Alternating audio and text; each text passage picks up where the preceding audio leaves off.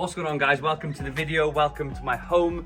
So in this video we are going to be looking at why I've just had £100,000 worth of stock delivered to my house instead of direct to FBA. Now there's a lot of risks associated with placing an order and getting them sent in direct to FBA. Although it's desirable and it's what all of us want eventually to be able to do, with a new supplier sometimes you've got to make exceptions. So I'll be talking you through that in this video. Managed to just about squeeze all this stock into the garage yesterday. Super professional freight forwarder got it delivered here, so these are only going to be here for one day is the plan. One single day. I got my work cut out for me today, and they're going to be shipped straight into FBA tomorrow. So I'll be letting you guys know everything that happens, and I hope you enjoy the video, and I'll see you in the next one. Welcome to the video, YouTube. Thanks for joining me today. So in the introduction to this video, I showed 100K's worth of stock that's been delivered to my house. Now, you may be asking the question, Dill, why has your stock been sent to you rather than direct to Amazon FBA? And I want to talk in this video about some of the risks that are associated with having stock shipped from China direct to FBA when using a new supplier. Now, obviously, if you're a new seller, you're looking to place an order and launch a product on Amazon, this is going to apply to you because that is going to be a new supplier that you've got no relationship with, especially for a long period of time. You've had no experience of what their order quality is like and how well they're able to implement your instructions for an order. So I'm going to talk to you about some of the problems I've had in the past and explain to you the risks that are associated. So firstly, number one, if your supplier does not apply the barcodes clearly, visibly, and so they are able to be scanned, they're scannable, it will cause you problems. So it may seem simple, but when you're asking your supplier to print 500 barcodes, for example, onto your products, your FN SKUs onto your products for you, because we certainly don't want to have to do that ourselves manually, we outsource it to the supplier. But in the past, I've had a large quantity of those FN SKUs that weren't scannable. They were smudged, they were applied, so they'd been folded over themselves, so they weren't able to be scanned. Now, this causes big issues because if they go direct into Amazon, Amazon will have to scan them to check them into the fulfillment center.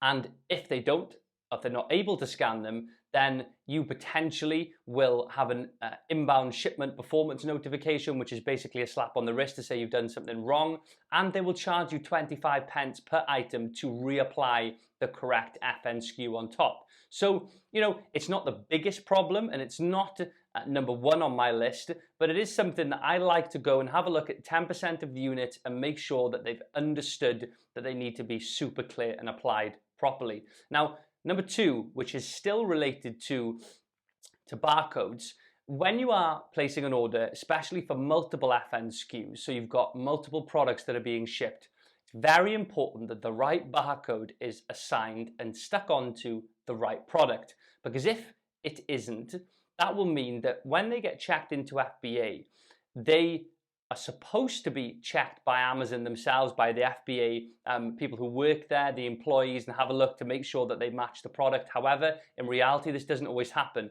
which means you could have the wrong product checked in to FBA under the wrong barcode. Now, what that will mean is if someone places an order for product A, they get product B. Now, that causes huge problems for you as a seller because obviously, you're going to receive returns and you're going to have returns for that product. A high return rate can result in the closure of a listing. You're going to have negative reviews that come onto that listing immediately saying that it's the wrong product.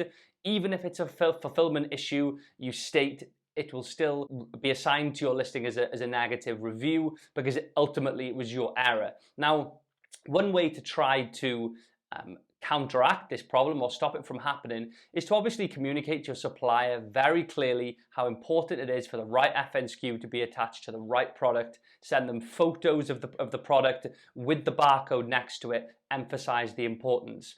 You can also have an inspection in China with specific instructions to make sure it's the correct barcode. But for me, when I placed an order for over 4,000 units now, I want to quickly have a look in each box, check 10% of the units and make sure that the correct barcodes have been assigned.